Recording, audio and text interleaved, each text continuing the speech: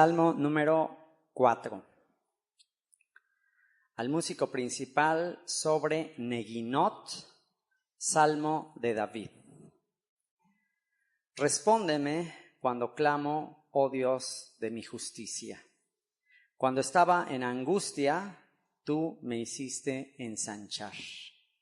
Ten misericordia de mí y oye mi oración. Hijos de los hombres, ¿hasta cuándo volveréis mi honra en infamia? ¿Amaréis la vanidad y buscaréis la mentira? Selah. Sabed pues que Jehová, que el que será aquel y el que fue, el Eterno, ha escogido al piadoso para sí. El Eterno oirá cuando yo a él clamare. Temblad y no pequéis. Meditad en vuestro corazón, estando en vuestra cama, y callad. Selah. Ofreced sacrificios de justicia y confiad en el que será, en el que es y en el que fue. Muchos son los que dicen, ¿quién nos mostrará el bien? Alza sobre nosotros, oh Eterno, la luz de tu rostro. Tú diste alegría a mi corazón, mayor que la de ellos, cuando abundaba su grano y su mosto. En paz me acostaré y asimismo dormiré, porque solo tú, Señor, me haces vivir confiado. Gracias, Señor, por esta oración vespertina de confianza en ti. Gracias, Señor, porque antes de ir a dormir podemos reflexionar en toda esta historia de el rey David siendo perseguido por su propio hijo.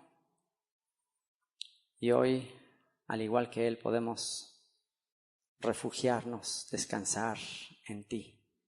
Y aún así, con este problema tan grande, poder dormir tranquilos, confiados en ti. Bendito seas, Yeshua. Amén. ¿Quién podría dormir tranquilo, en paz, sabiendo que su hijo le quiere matar? ¿Cómo puede ser? Bueno, pues ese es el contexto de este Salmo número 4. Este Salmo y el Salmo anterior que estudiamos, el Salmo 3, tienen el mismo contexto. El Salmo 3 que estudiamos la semana pasada, en la introducción dice Salmo de David cuando huía de delante de Absalón su hijo. Y este Salmo 3 es una oración matutina de confianza en Dios. O sea que cuando se entera de la noticia, compone este salmo en la mañana para reflexionar en él en la mañana, y este número 4 es para reflexionar en él antes de irse a dormir, y en lugar de tomarse una píldora para dormir o tomarse un té de tila o un té de lo que sea para dormir, reflexiona en lo que Dios es para él.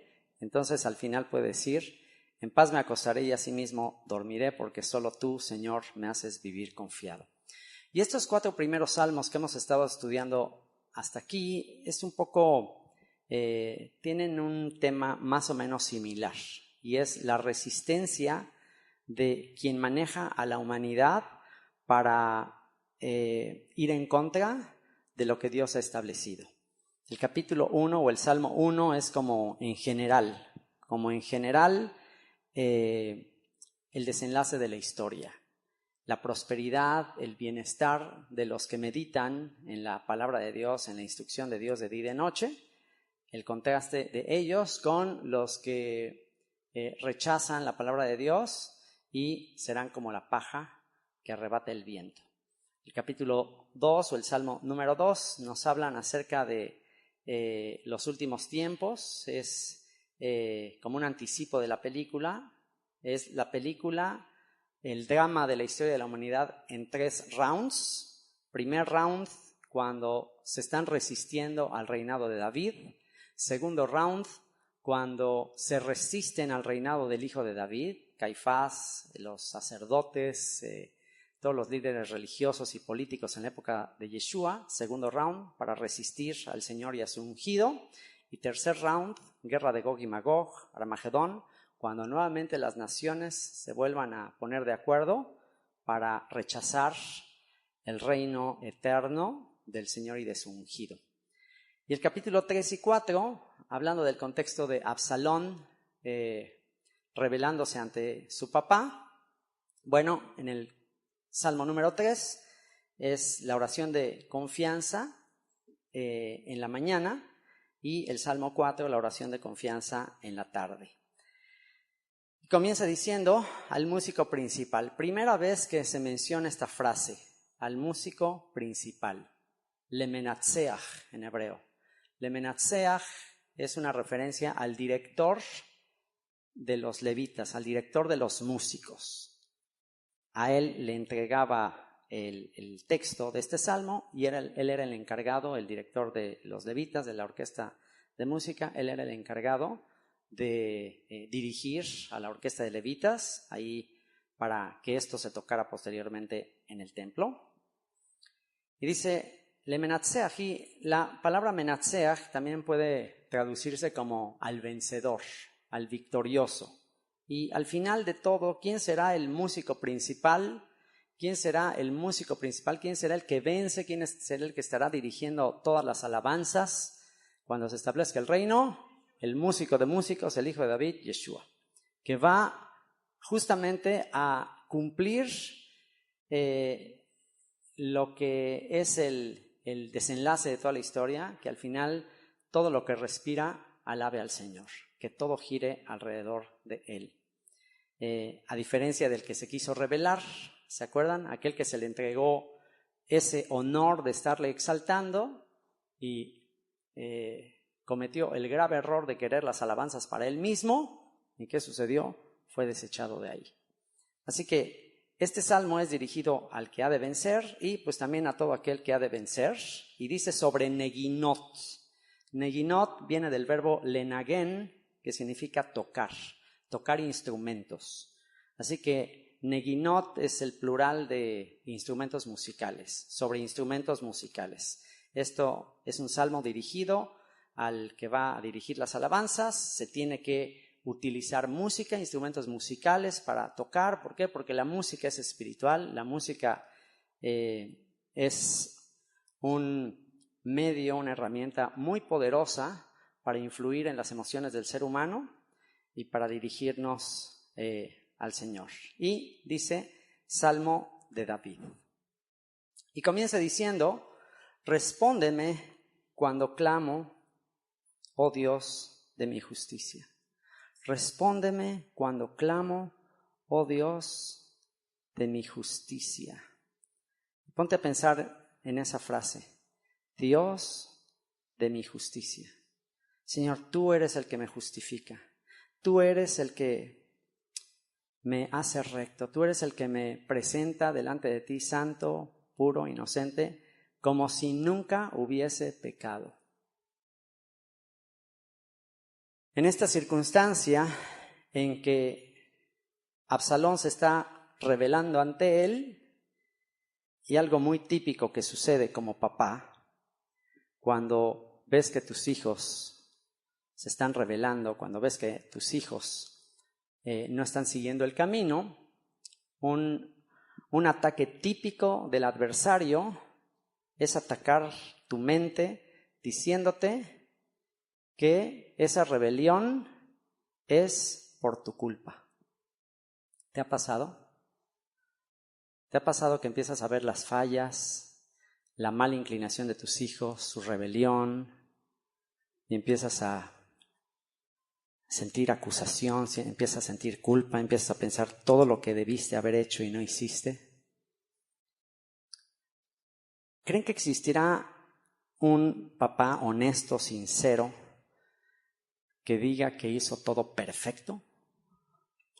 ¿Habrá un padre lo suficientemente sincero y honesto que diga, no, yo fui el padre ejemplar, modelo, perfecto, jamás fallé, le di el mejor ejemplo a mis hijos? Si realmente es sincero, si realmente, obviamente, conoce al Señor. No estamos hablando, pues, por supuesto que hay muchos papás que piensan eso, pero un verdadero discípulo, un verdadero creyente que sabe lo que es correcto, que sabe lo que es bueno y que el que sabe hacer lo bueno y no lo hace, le es pecado. alguien que verdaderamente conoce la Escritura, en su sano juicio podría decir que hizo todo lo necesario perfectamente para que sus hijos se mantengan en el camino.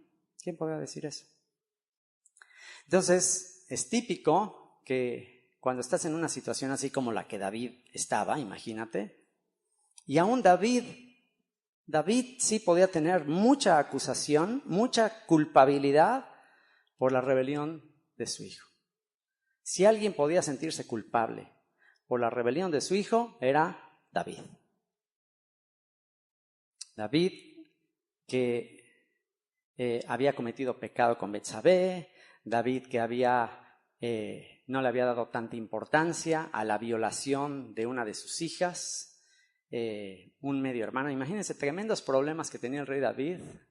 Uno de sus hijos viola a su media hermana y él como que no hace gran cosa, y después Absalón va y lo mata, y después manda al exilio a Absalón, y pasan muchos años y no lo quiere recibir, y después de muchos años que no lo quiere recibir, Absalón, con todo ese resentimiento que tenía y mal aconsejado por dos personajes malvados, perversos, que en un momento le brindaban su amistad al rey David, pero lo traicionaron, Ahitofel y Doeg.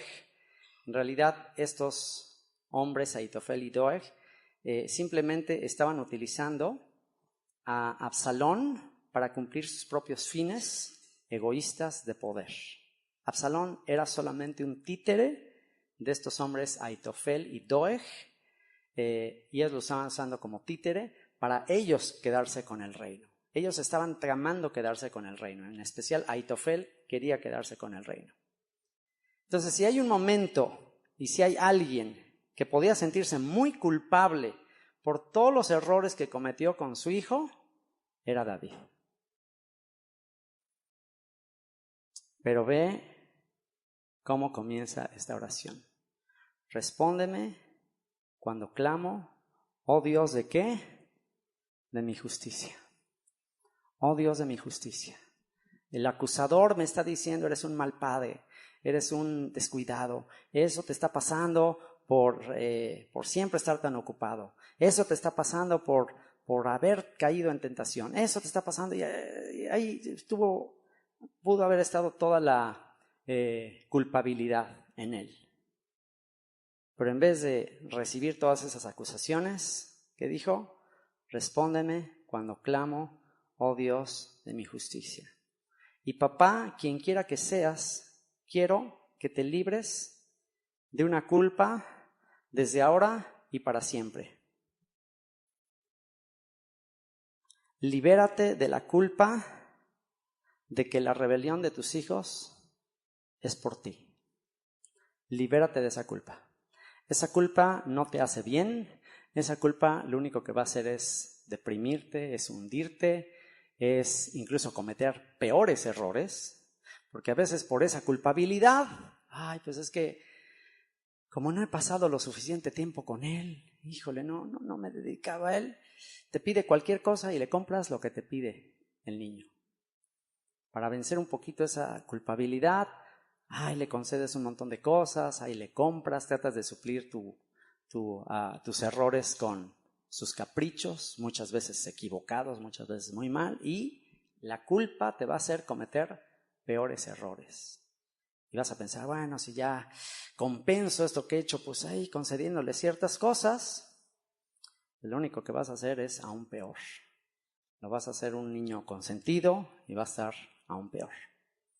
Entonces, la única manera que puedes ser libre de esa culpa es: respóndeme cuando clamo, oh Dios de mi justicia. Señor, la rebelión, como está escrito, está atada al corazón del muchacho. La rebelión está atada, está amarrada al corazón del muchacho. ¿Y qué dice? Y la vara de la corrección le alejará de ella. Y a veces el Señor va a tener que usar circunstancias. ¿Cómo te pasó a ti? ¿Cómo me pasó a mí? O sea, ¿por qué fue que yo reaccioné? ¿Qué me hizo a mí reaccionar de mi rebelión, de mi egoísmo, de tantas cosas? ¿Qué me hizo reaccionar? Pues los varazos y los guamazos de la vida.